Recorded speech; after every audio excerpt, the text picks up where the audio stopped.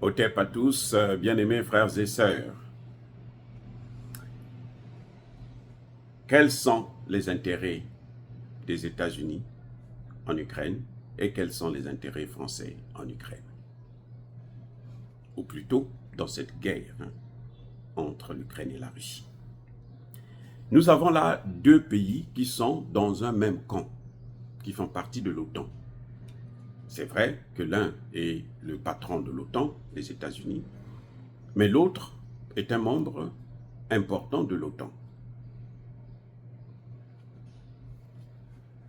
Mais cet OTAN-là, qui a voulu cette guerre en Ukraine, n'a pas les mêmes objectifs pour ses membres.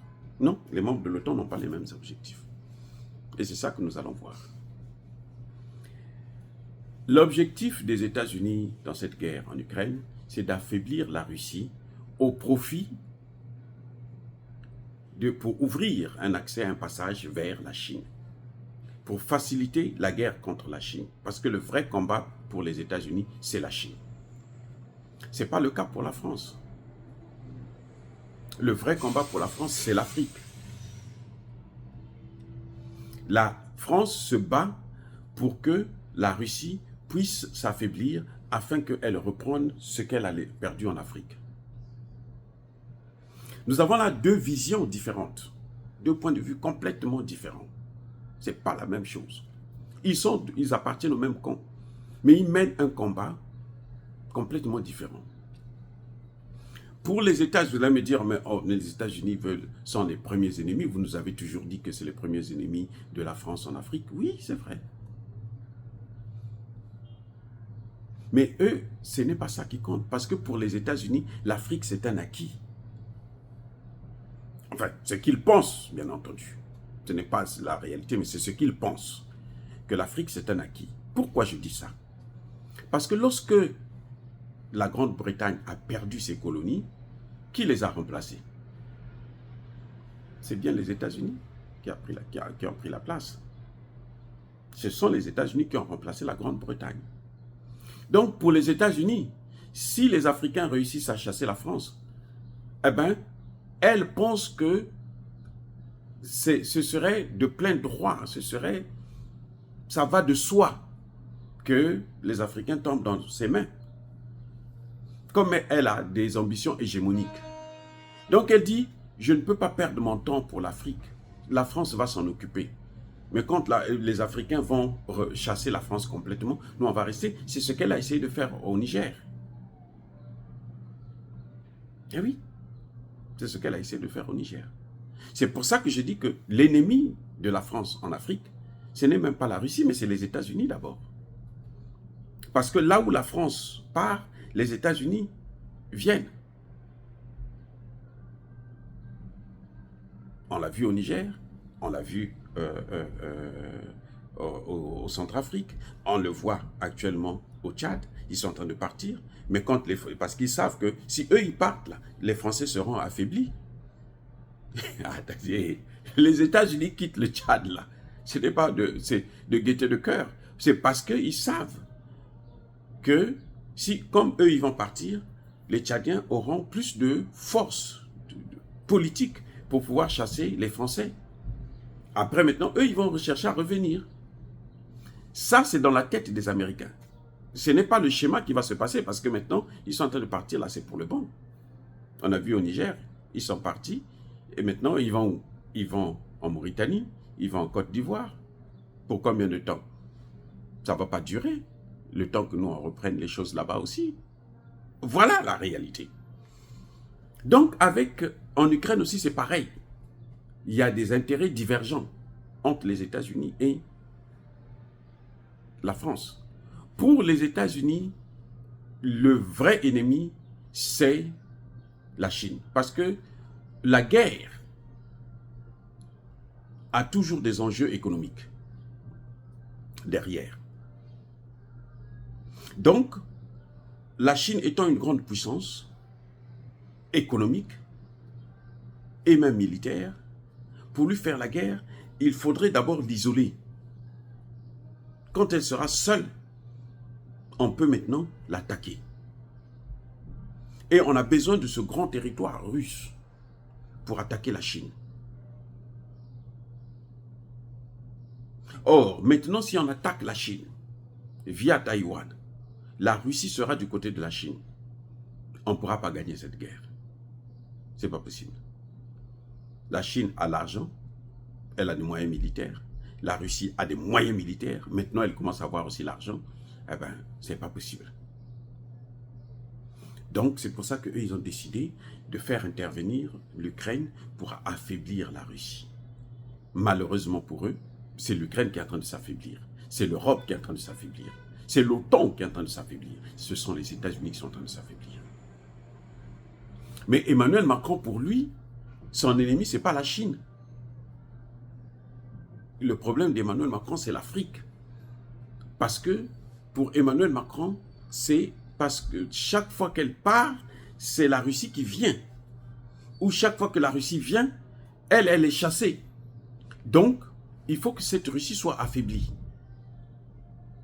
Si on fait la guerre, si on envoie des soldats sur le terrain, si la Russie se sent vraiment menacée, Poutine va négocier avec qui? Il va négocier avec nous. Et nous, on va dire à Poutine, si tu veux qu'on te laisse l'Ukraine, laisse-nous l'Afrique. On fait un deal, un troc. Tu prends l'Ukraine, nous on prend l'Afrique. On ne veut pas te voir en Afrique. Mais les Français l'avaient déjà exprimé. Les Français l'avaient exprimé. Lavrov nous a dit, on lui a dit, mais l'Afrique là c'est pour nous. C'est pas pour vous. Emmanuel Macron a même dit à un président africain que, mais écoutez, ne vous mêlez pas du Niger. Le Niger nous appartient, c'est notre chose. Vous n'avez pas à intervenir. Taisez-vous. C'est ça qui a aidé. C'est pour ça que Tchani ne peut pas piffrer Macron et la France. Il ne veut pas. Parce que pour les Français, l'Afrique leur appartient, c'est leur chose. Il n'y a pas que le Niger. Hein.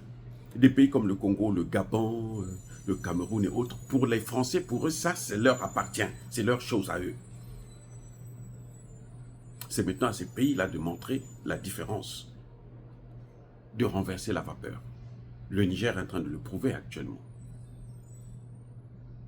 Donc Emmanuel Macron, lui, il met le paquet en Ukraine pour affaiblir la Russie, afin d'amener la Russie sur la table de négociation en position de faiblesse. Et là, la Russie n'aura pas d'autre choix que de travailler pour, comment on appelle ça, de libérer l'Afrique. C'est-à-dire, elle doit quitter le Mali, Centrafrique, Tchad, Niger, et Burkina Faso, pour que les Français reviennent. C'est ça ce qu'ils ont dans leur tête. Or, ce que Emmanuel Macron a oublié, c'est que nous ne sommes plus dans la mondialisation. On est maintenant dans la multipolarité, la démondialisation. Nous sommes dans la démondialisation. Ce que vous êtes en train de voir là, c'est la démondialisation. Ce n'est plus un gouvernement unique, mais c'est des gouvernements multiples qui se respectent et qui coopèrent à part égale. Et c'est ça que les Français et les Américains ne veulent pas du tout avoir. Mais la Russie est dedans, la Chine est dedans, l'Inde. L'Inde n'a pas oublié qu'elle a été aussi colonisée. Vous croyez que l'Inde a oublié ça? Une grande puissance comme ça? Non, elle n'a pas oublié, elle le sait. Et ça devient plus compliqué pour eux. Donc on voit là qu'il y a plusieurs intérêts en jeu, mais ils ne sont pas les mêmes.